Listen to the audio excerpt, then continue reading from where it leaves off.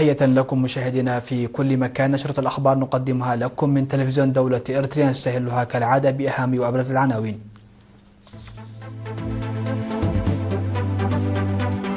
جهود لتوسيع أنشطة تربية الدواجن في إقليم عنسبة.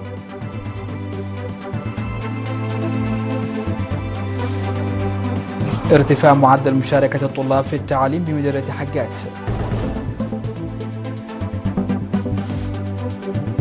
تنظيم مسابقة المناظرة بين طلاب المدارس المتوسطة في الإقليم الأوسط. فرنسا وألمانيا تنتقدان السياسة الخارجية الأمريكية.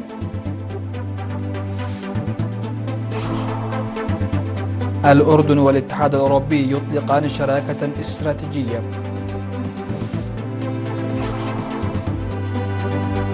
ومئات الجرارات تقتحم باريس للاحتجاج على اتفاق التجارة الحرة. أهلا بكم إلى تفاصيل النشرة. ذكرت التقارير أن مزرعة كرن للدواجن أنتجت أكثر من 240 ألف فرخة في عام 2025 في محاولة لتحسين سبل عيش الأسر من خلال توسيع تربية الدواجن في إقليم عنسبة. وأوضح مسؤول الثروة الحيوانية في الإقليم الدكتور تخلة مريم هيلا ميكائيل أن الفراخ تتلقى الرعاية الطبية والتغذية المناسبة لمدة شهر قبل تقديمها للمزارعين، مضيفا أن مساهمته في تأمين الغذاء المغذي والموارد الاقتصادية للأسر لم يتم الاستهانة بها. وذكر توزيع 25 فراخا على كل عائلة، وهي من النوع المقاوم للأمراض والمعطي إنتاجا أفضل من البيض واللحوم.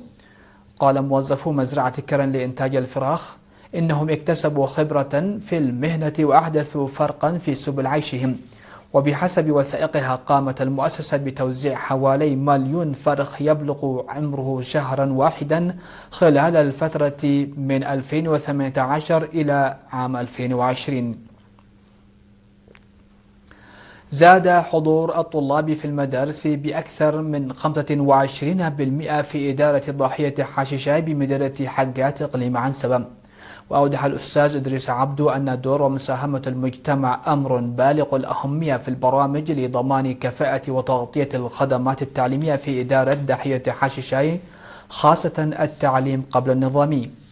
ومع ذلك حث الآباء والمدراء الإداريين على العمل بيقظة حول نسبة مشاركة الإناث في التعليم، لأن عدد النساء في المدارس الثانوية لا يتجاوز 19%.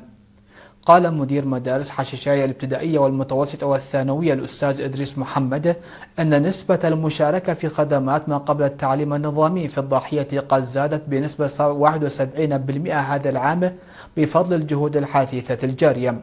وذكر أن 46% من الطلاب هن من الإناث، وحث الجهات المعنية على تسريع عملية جمع القرى في مكان مركزي والاهتمام بمسألة تلاشي الفصول الدراسية ونقصها وإيجاد حلول لنقص المواد التعليمية والبنية التحتية الأساسية لها. يذكر أن مدرسة حشيشاي تأسست عام 1993 ويبلغ عدد طلابها حاليا أكثر من 2600 طالب وطالبة. نظم فرع التعليم في الإقليم الأوسط مسابقات المناظرة باللغة الإنجليزية بين طلاب مدارس المرحلة المتوسطة على مستوى الإقليم. وناقش المتنافسون خلال الفعالية التي نظمت اليوم 10 من يناير أهمية وسائل التواصل الاجتماعي وعواقبها. وذكر مسؤول وحدة الثقافة والرياضة والصحة في الفرع السيد ستيفانوس جبر هواريات أن المنافسات تهدف إلى تعزيز ثقة الطلاب بأنفسهم ومهاراتهم التحليلية. وأضاف أنه توجد خطط في المستقبل لإقامة فعاليات مماثلة بين طلاب المدارس الثانوية. وفي المنافسات النهائية فاز مكتب التعليم في مديرية الشمال الغربي بلقب البطولة. أفاد مكتب إدارة مديرية غردات أنه يجري العمل على توسيع برامج القضاء على الأمية في جميع إدارات الضواحي التابعة للمديرية. وذكر المشرف على برنامج تعليم الكبار الأستاذ أحمد إدريس أن برنامج محو الأمية يتم تنفيذه في المديرية منذ عام 1997، وقد استفاد منه العديد من المواطنين. وأضاف أن أعداد مراكز محو الأمية انخفضت من 49 إلى 26 مركزا، مضيفا أن الجهود جارية لتحسين الوضع، وأشار إلى نقص المعلمين الذي يمثل أكبر مشكلة، وأن المشاورات مع المؤسسات المعنية جارية لحل المشكلة. وذكرت الأمهات اللواتي استفدن من برنامج محو الأمية على الوصول إلى الصف الثامن، ذكرت الجميع للاستفادة من برنامج محو الأمية معربات عن مدى رضائهن من مستواهن في المرحلة المتوسطة، وهو نتيجة لشعار الجميع تعلموا والمتعلم يعلم. مشاهدينا، فاصل قصير ومن ثم نعود لمتابعة الأنباء على الصعيد العالمي.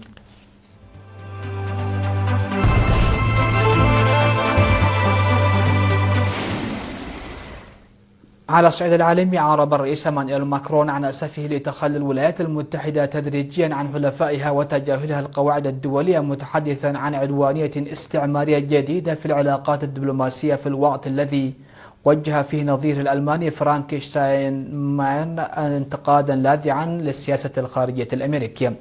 وفي خطابه السنوي أمام السفراء الفرنسيين في قصر الإليزيه، قال ماكرون إن الولايات المتحدة قوة راسخة، لكنها تتخلى تدريجيا عن بعض حلفائها، وتتخلى أيضا عن القواعد الدولية التي كانت لا تزال تروج لها مؤخرا.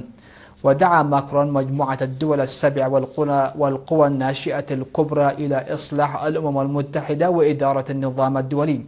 يأتي ذلك في وقت تسعى فيه القوى الأوروبية جاهدة لإيجاد رد منسق على السياسة الخارجية الأمريكية الحازمة في نصف الكرة الغربية، عقب اعتقال واشنطن رئيس فنزويلا نيكولاس مادورو ومطامع الرئيس الأمريكي دونالد ترامب في غرينلاند.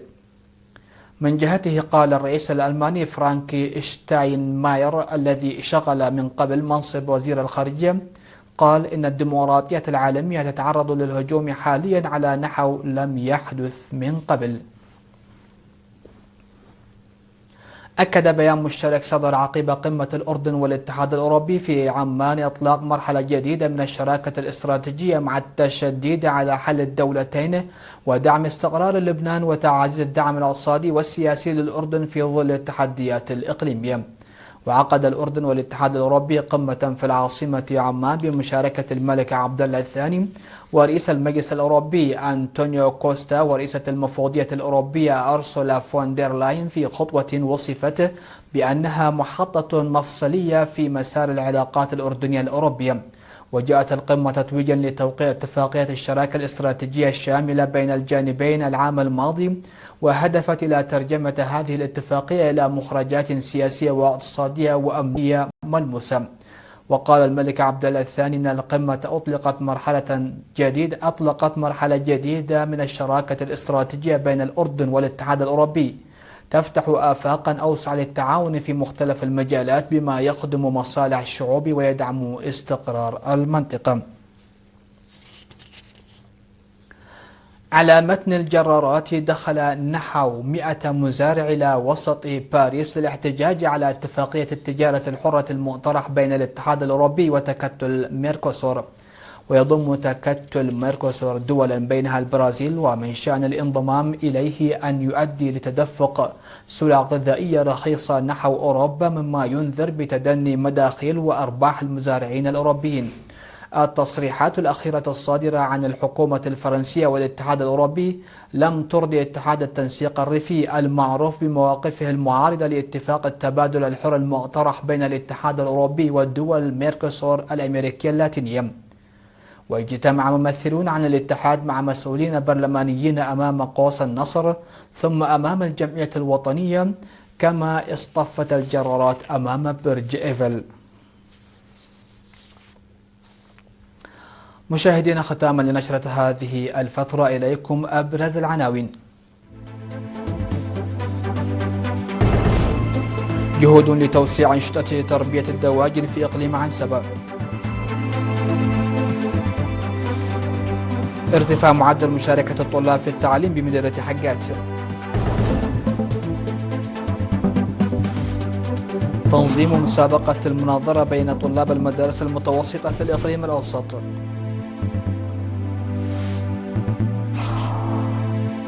فرنسا وألمانيا تنتقدان السياسة الخارجية الأمريكية. الأردن والاتحاد الأوروبي يطلقان شراكة استراتيجية. ومئات الجرارات تقتحم باريس للاحتجاج على اتفاق التجارة الحرة. سادتي سيدتي، هكذا نكون قد وصلنا وإياكم إلى نهاية نشرة هذا المساء. هذه تحيات وتحيات الفريق العامل، شكرا لحسن الإسماع والمتابعة، ودمتم في أمان الله.